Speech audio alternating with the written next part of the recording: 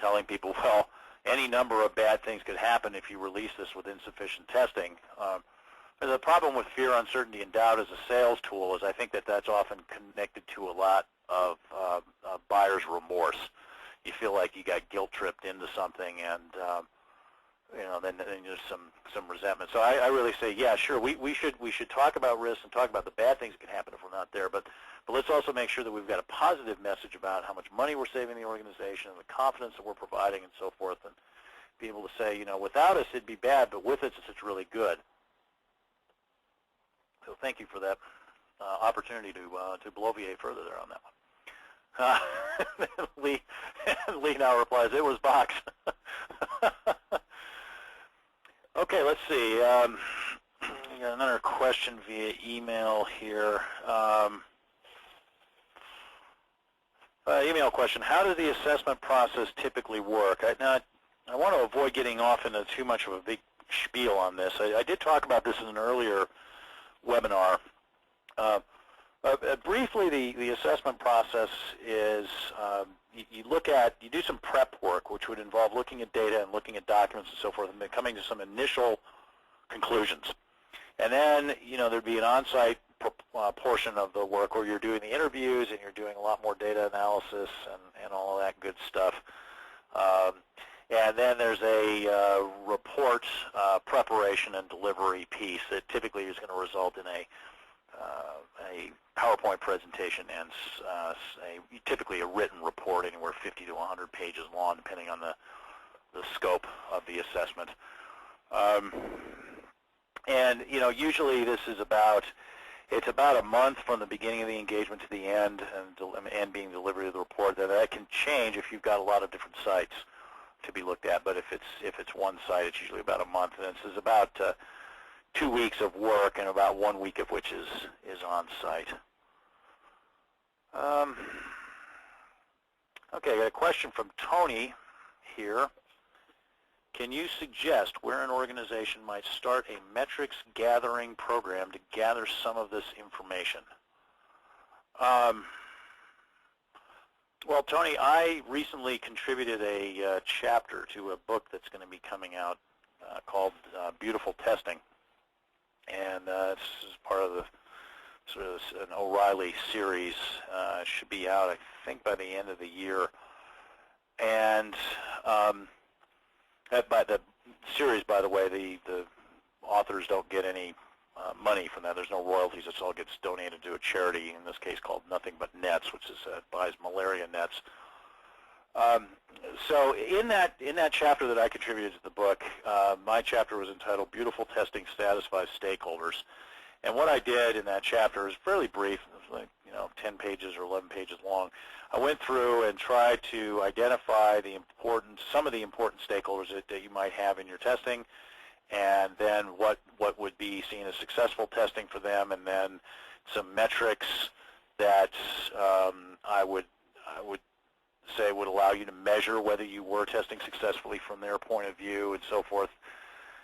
So that's I think the basic process that I would suggest is that you say, okay, testing exists to provide important services to various stakeholders in the testing process. So I identify who those stakeholders are, and then I have to identify what it is that they want. What are their objectives?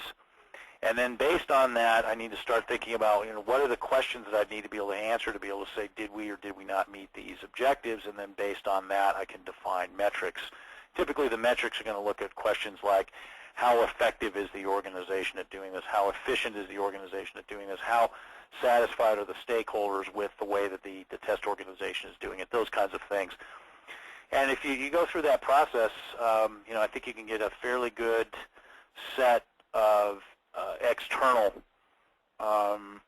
metrics. And when I say external metrics, I mean those metrics that reflect your team's success as viewed by the external stakeholders.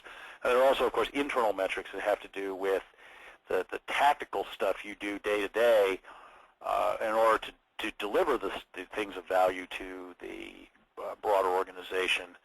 And you need to also then look at that. And then it gets to things like what percentage of tests are automated, for example.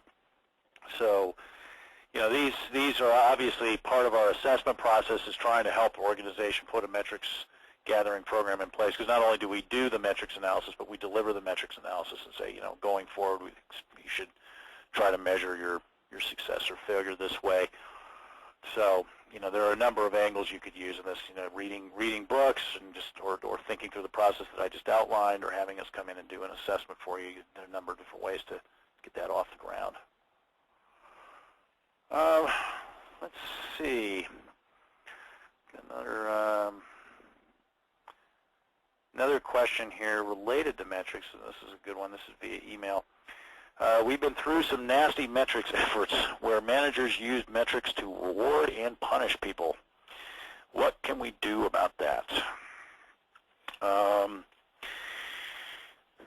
important thing to keep in mind, I think, is that 90% of the time, a metric is measuring a process. It's not measuring individual behavior.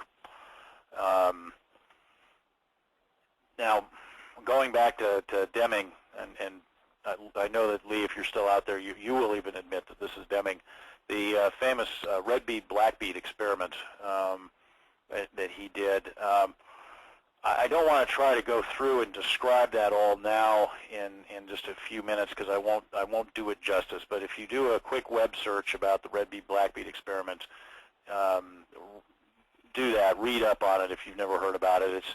It's a demonstration of the fact that even though process is typically defined by management, and thus the process capability is defined by management, there is a tendency to want to hold individuals responsible for the outcome of the process capability, and that's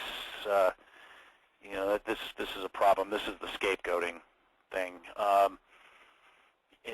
So in most organizations, managers define the process, and if the metrics are showing below target process and performance, and the place to look is at the process, not at the people. So this tendency to get into what's sometimes jokingly referred to as blame storming to figure out who to scapegoat is certainly just totally counterproductive, because what you're dealing with is a process problem.